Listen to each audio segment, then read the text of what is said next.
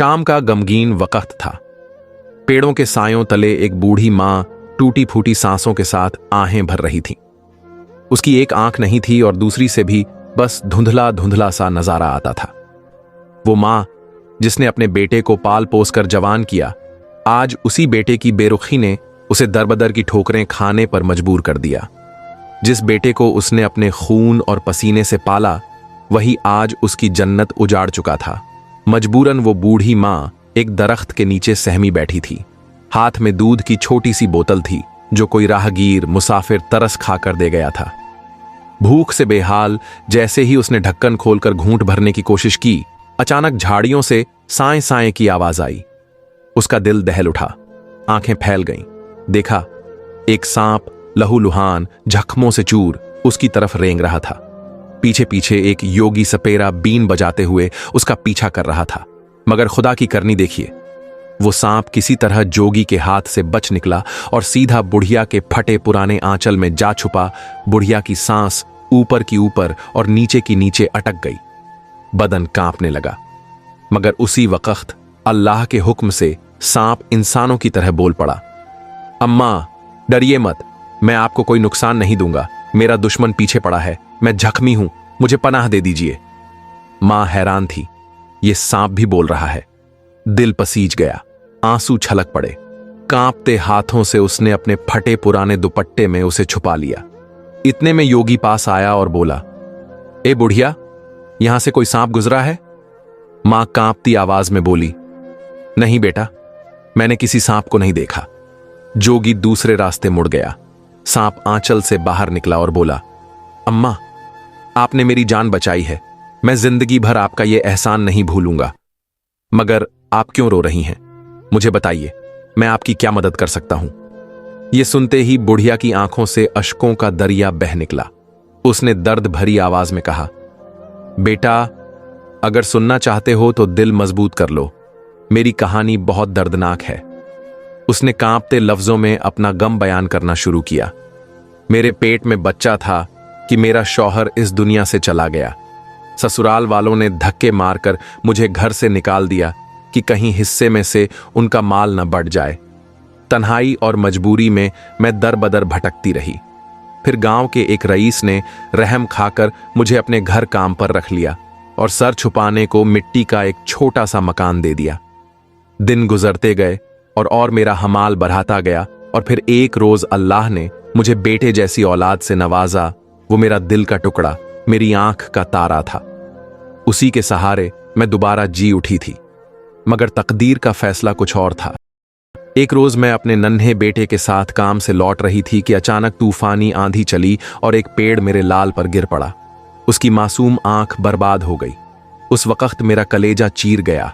मैं सोचने लगी, जब मेरा बेटा बड़ा होगा तो लोग उसे काना कहकर ताना देंगे। मैं ये जिल्लत बर्दाश्त नहीं कर सकती। मेरी ख्वाहिश थी कि मेरा बेटा पढ़ लिख कर अफसर बने। मैं दौड़कर उसे डॉक्टर के पास ले गई। चेकअप के बाद डॉक्टर ने कहा, आंख की रोशनी हमेशा के लिए जा चुकी है, मगर अगर पैसे हों तो नई आंख लग सकती है। मैंने कांपते होंठों से कहा, डॉक्टर साहब, मेरे पास 2 आंखें हैं, एक निकालकर मेरे बेटे को लगा दीजिए। मैं अंधेरी जिंदगी गुजार लूंगी, मगर अपने बेटे को एक आंख वाला देख नहीं सकती। डॉक्टर साहब ने मेरी आंखों में झांक कर कहा, अम्मी जान, आप पहले ही बहुत कमजोर हैं। एक आंख निकालना आपके लिए जानलेवा साबित हो सकता है। लेकिन मां का दिल किसी तर्क को कहां मानता है।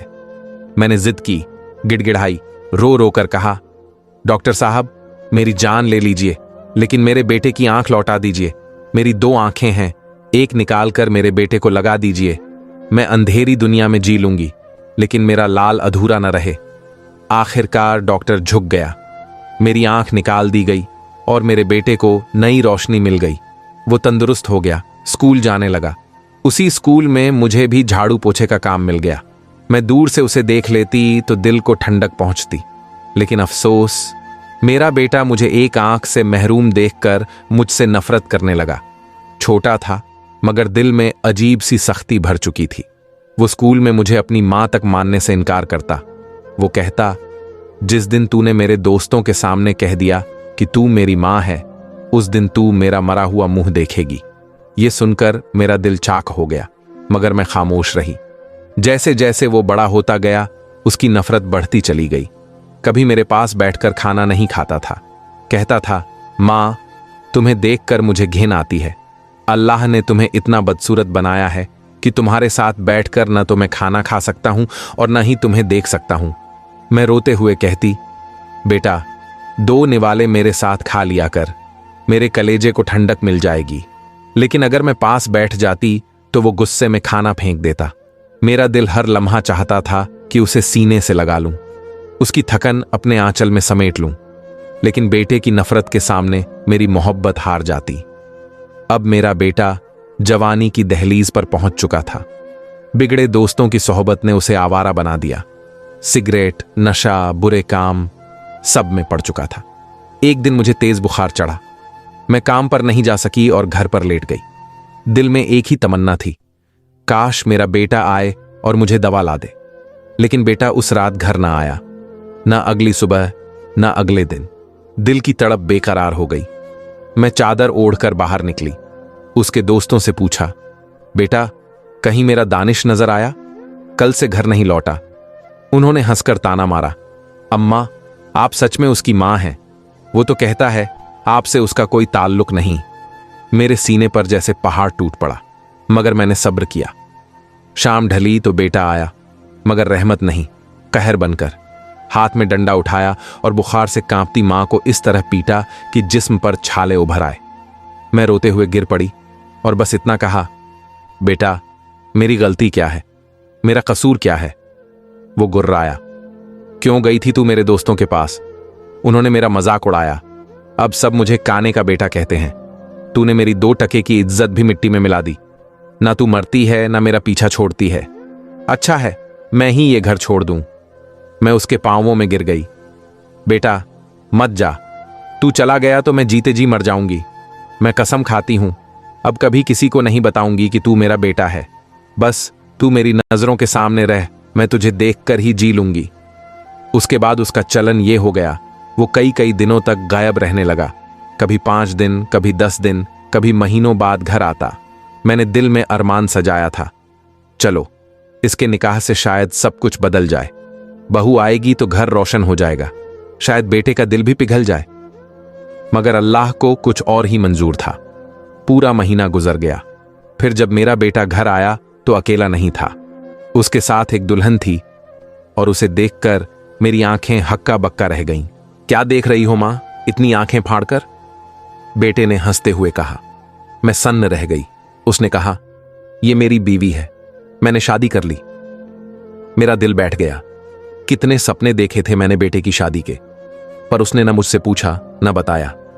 खैर सोचा कोई बात नहीं, अब मेरा बेटा मेरे पास तो रहेगा। लेकिन मुझे कहां पता था कि आने वाली बहू बेटे से भी ज्यादा निर्दयी होगी। पहली ही नजर में घूर कर अपने कमरे में चली गई। मैं चुपचाप उनकी सेवा में लग गई। बेटा दफ्तर जाता तो बहू हुक्म चलाती, पांव दबाओ, तेल लगाओ, चाय बनाओ, खाना लाओ।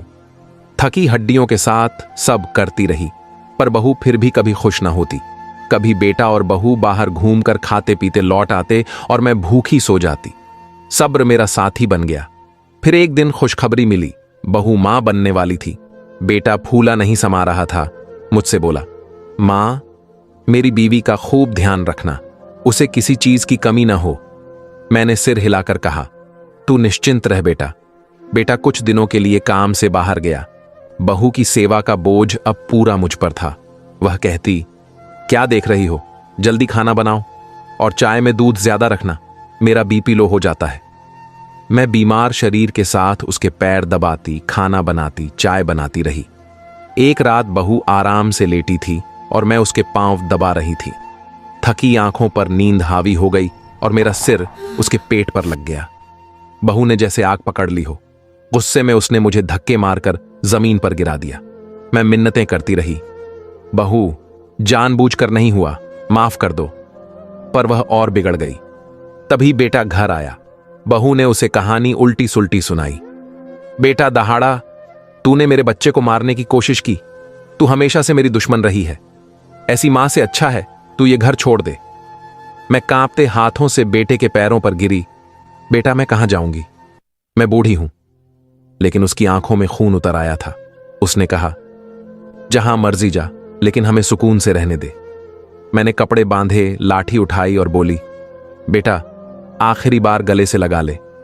बचपन से तूने कभी मुझे गले नहीं लगाया, आज जी भरकर तुझे गले लगाना चाहती हूं, फिर कभी नजर नहीं आऊंगी।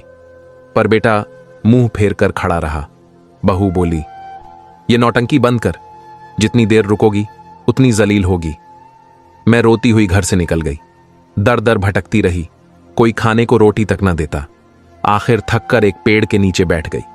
उसी वक्त एक मुसाफिर ने मुझे दूध की बोतल पकड़ा दी और चला गया। बोतल हाथ में थी, पर मेरा दिल वहीं अटका था। ना जाने बेटे ने खाना खाया होगा या नहीं, बहू ने उसे रोटी दी होगी या नहीं, बहू ने उसे रोटी दी होगी या नहीं। मैंने दूध को मुंह न लगाया, तभी झाड़ियों से एक भूखा सांप निकला। मैं भी चौंकी, पर डर से ज्यादा दया आई। मैंने दूध प्याले में डालकर उसके सामने रख दिया। सांप ने दूध गटागट पिया और बोला, मां जी, आज से मैं आपका बेटा हूं, इस दूध का कर्ज जरूर चुकाऊंगा। मेरी आंखों से आंसू बह निकले, दिल का बोझ कुछ हल्का हुआ। सुबह जब नींद खुली तो सामने एक नई मिट्टी की कोठड़ी खड़ी थी। दीवारों से ताजा मिट्टी की खुशबू, चारपाई पर साफ बिस्तर। मैं हैरान थी, कल तक तो पेड़ के नीचे थी। इतने में एक खूबसूरत नौजवान सामने आया, आंखों में चमक, चेहरे पर मासूमियत। वह मेरे पैरों में बैठ गया और बोला, मां जी, अब ये झोंपड़ी आपकी है, अब आपका कोई दुख नहीं रहेगा। मैं कांपते हाथों से उसका सिर सहलाने लगी। बेटा तू कौन है? वो मुस्कुराया और बोला, मां जी, मैं वही हूं जिसे आपने उस रात दूध पिलाया था। दिन में आपका बेटा बनकर रहूंगा और रात को वही सांप बन जाऊंगा जिससे लोग डरते हैं। आपका बेटा आपको छोड़ गया, पर मैं आपके लिए सब कुर्बान कर दूंगा। बुढ़िया की आंखों से आंसू बह निकले। उसके अकेलेपन में अब सुकून उतरने लगा। दिन में वो नौजवान उसके लिए जंगल से शहद, दूध, फल, लकड़ियां लाता, दवा देता, खाना पकाता, पांव दबाकर सुलाता। गांव वालों को कुछ पता न था कि ये युवक कौन है। रात ढलते ही वो गायब हो जाता और बुढ़िया देखती। झोंपड़ी के बाहर वही सांप फन फैलाए, लाल आंखों में आग लिए पहरा दे रहा है। वक्त गुजरता गया। बुढ़िया को लगने लगा जैसे उसे असली बेटा मिल गया हो, खून का नहीं, वफा का। लेकिन सांप का दिल अब भी जल रहा था। उसने बुढ़िया से कहा, मां जी, जिस दिन आपकी बहू का बच्चा पैदा होगा उसी दिन मैं अपना पहला वार करूंगा, उनके सुकून को छीनूंगा। बुढ़िया कांप गई। बेटा दुख देना, पर जान मत लेना, वो मेरा खून है। सांप मुस्कुराया, मैं जान नहीं लूंगा, मगर वही दर्द दूंगा जो आपने सहा। कुछ ही दिनों बाद बुढ़िया का बेटा और बहू एक बच्चे के माता पिता बने। घर में खुशियां छा गईं, मगर जंगल की झोंपड़ी में नौजवान की आंखों में साए गहरे हो गए। उस रात वो झोंपड़ी से निकला। पलक झपकते उसका रूप बदल गया। फन उठाए, चमकती आंखों वाला भयानक सांप। वह गांव पहुंचा, बहू और बेटे के घर में खिड़की से घुसा और पालने तक पहुंचा। बच्चे के गाल से उसकी ठंडी जीभ लगी। बच्चा हंस पड़ा। सांप ने उसे धीरे से अपनी गिरफ्त में लिया और अंधेरे में गायब हो गया। जब बहू जागी तो पालना खाली था। उसकी चीख ने पूरा गांव हिला दिया, मेरा बच्चा, मेरा लाल कहां गया? गांव वाले इकट्ठा हुए, सब अटकलें लगाने लगे। ये जिन्न का काम है, ये बद्दुआ लगी है। पर हकीकत कोई नहीं जानता था। बच्चा जंगल की झोंपड़ी में बुढ़िया की गोद में हंस रहा था। नौजवान मुस्कुरा रहा था, मां जी, ये अब आपका है, ये आपके दिल का सुकून है, और ये तो बस शुरुआत है। बुढ़िया रो पड़ी, बेटा रहम कर। नौजवान की आंखें लाल चमक उठीं। रहम वहां होता है जहां दिल हो। उनके दिल में रहम नहीं था। अब मैं उनके दिल का सुकून छीनकर तेरे दूध का कर्ज चुकाऊंगा। वक्त बीता। बहू ने दूसरा बेटा जना। घर में फिर से खुशियां लौटीं, मगर डर अब भी बाकी था। उस रात पहरेदार तैनात थे। बेटा चौकस था, मगर कोई रोक न सका। झोंपड़ी में बुढ़िया फिर अपने नए पोते को गोद में लिए बैठी थी और नौजवान बोला, मां जी, अब दूसरा वार होगा। बुढ़िया के कांपते हाथ उठे, बस जान न लेना। वो मुस्कुराया, मैं जान नहीं लूंगा, पर उनका गुरूर जरूर तोड़ूंगा। पल भर में वो गायब हो गया। जंगल से निकलते ही उसका असली रूप सामने था। फन फैलाए, आंखों में शोले और जहर से भरा इरादा। सुरख आंखें अंगारों की तरह धधक रही थीं। जिस्म पर जहर की लकीरें चमक रही थीं। वो रेंगता हुआ सीधा बेटे के घर पहुंचा। न आवाज न आहट।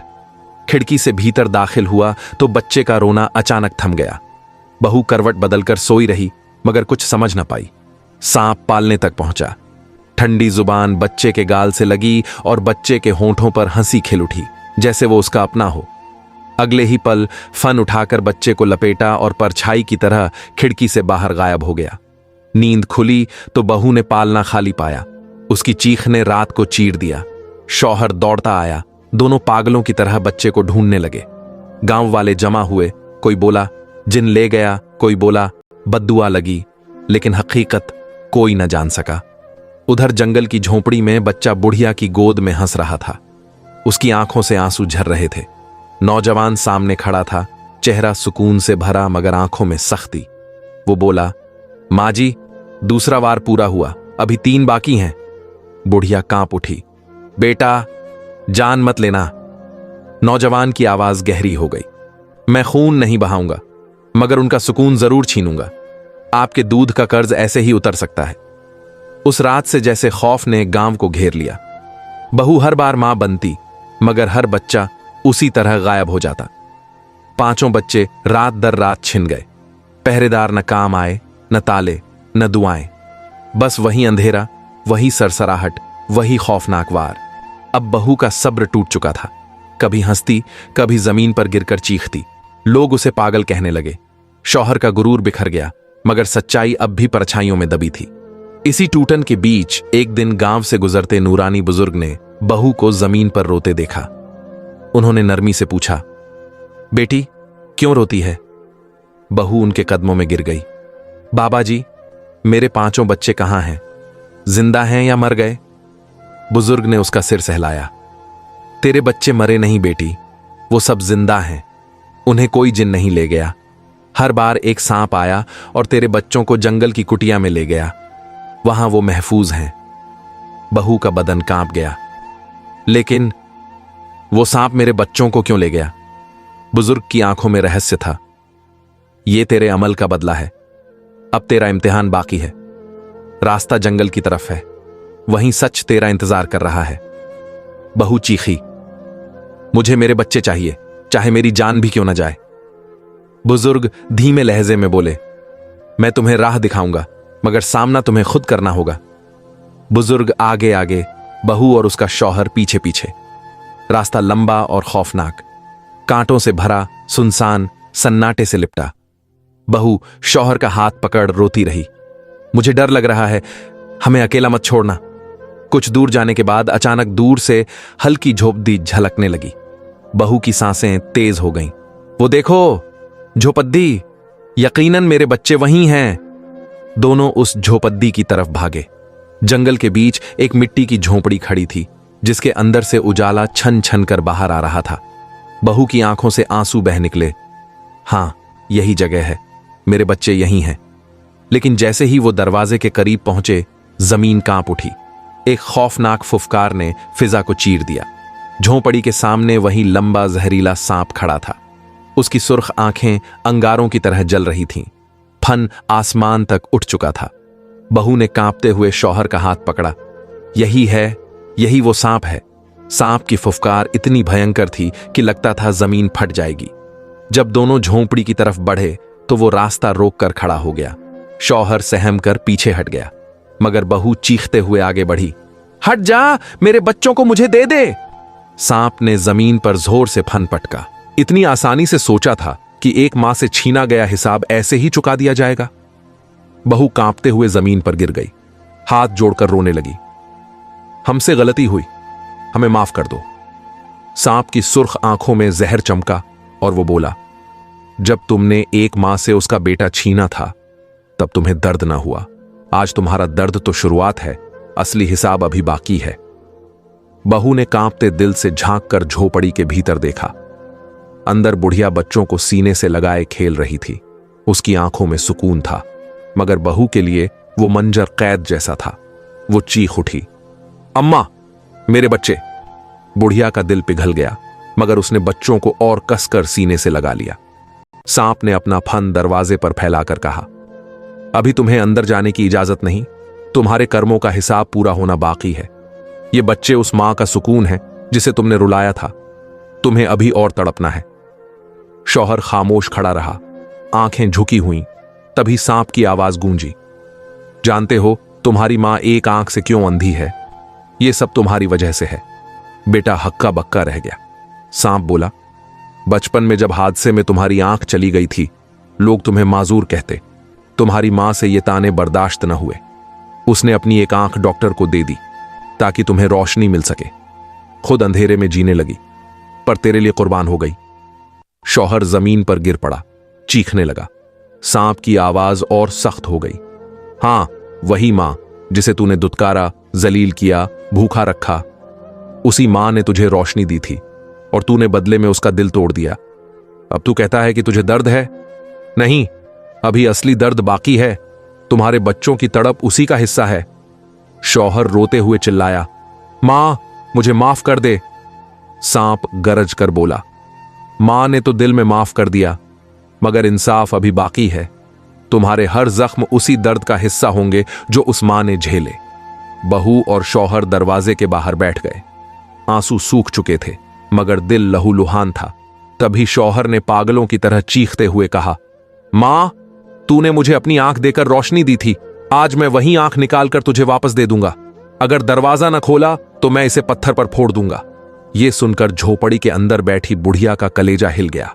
उसके हाथ से बच्चों के खिलौने गिर गए। आंसू बहे और कांपती आवाज में बोली, नहीं बेटा, ऐसा मत करना, मेरा दिल फट जाएगा। मगर शौहर पत्थर उठाकर सचमुच अपनी आंख के करीब ले गया। बहू सिसकते हुए गिड़गिड़ाई, मां जी, दरवाजा खोल दो। हम कसम खाते हैं अब कभी आपका दिल नहीं तोड़ेंगे। आपके कदमों में ही जिंदगी गुजारेंगे। बुढ़िया कांपते हाथों से उठी। दरवाजे पर रखा सांप अभी भी फन उठाए था। उसने बुढ़िया की तरफ देखा। बुढ़िया ने धीरे से कहा, बेटा, अब इनका इम्तिहान पूरा हो गया, बदला यहीं खत्म कर दो। सांप की आंखों में पहली बार नमी झलक पड़ी। उसने आहिस्ता आहिस्ता फन नीचे किया और दरवाजे से हट गया। अंदर से बच्चों की खिलखिलाहट गूंजने लगी। बहू पागलों की तरह दरवाजे की तरफ भागी। शौहर कांपते कदमों से उसके पीछे। दरवाजा खुला। पांचों बच्चे बाहर दौड़े और मां से लिपट गए। बहू चीखते हुए उन्हें सीने से लगाए रोती रही।